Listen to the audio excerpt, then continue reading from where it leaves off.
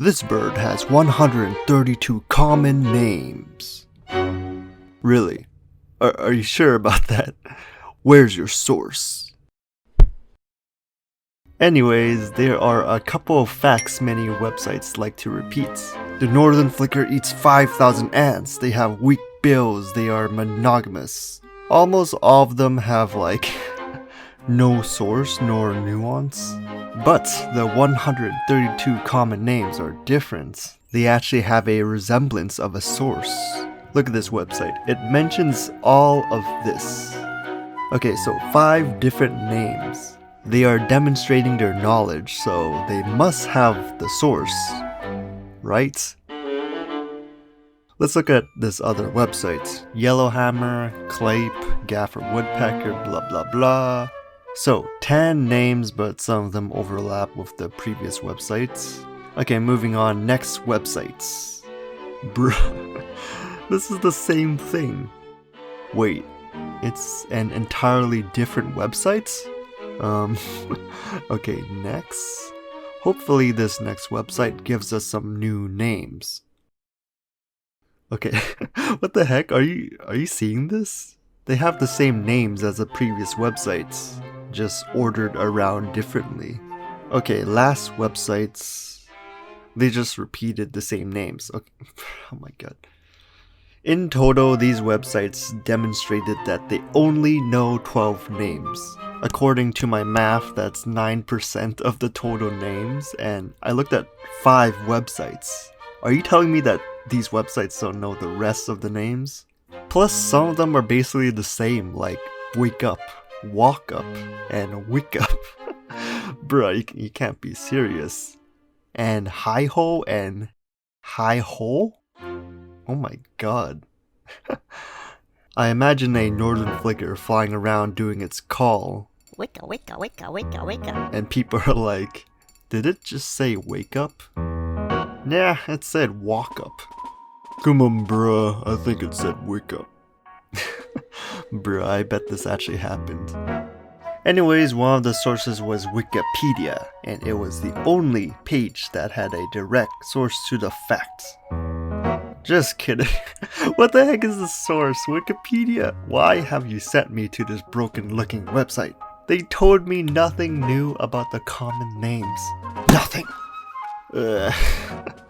Okay, if you say 132 names, I want to know all of them. I don't doubt anyone saying that the northern flicker has 132 common names. But what are they? Seriously, I want to know. So I searched, and I won't bother you with the details. To get to the point, I found it. I found the original source, I think. Here it is. Franklin L. Burns, 1900s, in his monograph of the species, lists 123 names, and later he adds 9 more, bringing the list up to 132 names. If I look into my magical red book, I can find Burns 1900. And yeah, here it is. The first 124 common names are listed starting on page 5. There were a lot of interesting names. Some of them are repeated in the same fashion as wake up, walk up, and wick up, but there were some that were pretty cool and funny. Here are some of the names I personally liked. Ant bird, cave duck, crescent bird, grasshopper woodpecker, hammerhead, pigeon woodpecker. Okay, this last one is literally just sucker. Sucker. Okay, sucker. But these are just a couple of names gathered from all sorts of sources, both general and local. What about more formal classifications? Within Burns 1900, there are actually a lot of discussion on the role of vernaculars and the history of the northern flicker's scientific name. I mean, look at this. The origins of the northern flicker's scientific name began with Catesby's long descriptive name in 1731. Then Klein in 1750 incorrectly placed it in the genus designated for cuckoos. Then the famous Linnaeus in his 1758 Systema Naturae, and so on. But at the end of the day, I got what I wanted. More than just the same 12 names. No, I'm not satisfied. I've got more questions, like, is it even surprising that the northern flicker has so many common names? Because I bet some species have just as many or even more names. And I just looked this up. The puma has over 40 names according to Guinness World Records. They don't show how they got that number, but honestly, probably depends on what they even consider a name. Maybe it's hard to define a standard verification for a common name. So then, why is the northern flicker's 132 common names so significant that websites highlighted it? Seriously, this number is almost like a joke. I think it's because it just turns out that Burns in 1900 wrote all the names down, verified them based on his own standards, and published it. And he didn't even intend to make this compilation of names, but decided to add it later as evidence for a greater point. That the northern flicker was lucky to not have a prefix personal name like Steller's Jay or Cooper's Hawk.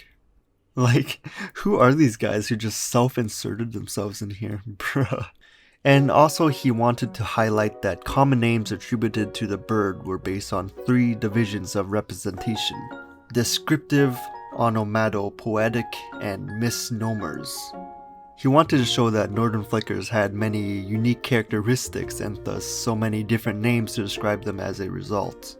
The case to prove these characteristics led him to catalog over 100 different names. Like, why else would he take on such a task? Well, he actually gave an answer. He did it because he wanted to share it, for the sake of providing an easy resource that isn't as intimidating as the magnitude of literature under a title of a single species. A lot of information is scattered everywhere, made irrelevant because it's not attached to anything. The only value the 132 common names has, as demonstrated by the websites, is that it's just a fun fact. The fascination starts and ends at the relatively large number, along with the 40 names attributed to the puma. What's even the nuance? Does it matter that it has so many names? The answers to these questions are lost to this obscure book from 120 years ago.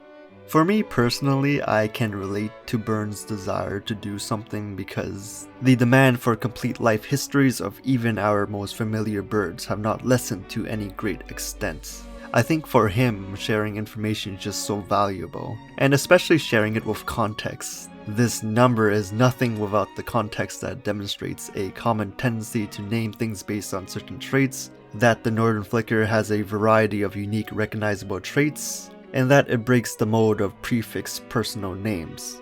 This whole video was to show that a lot of websites are not wrong, they have information derived from real sources, and they didn't just make things up. Of course, they just want to share information.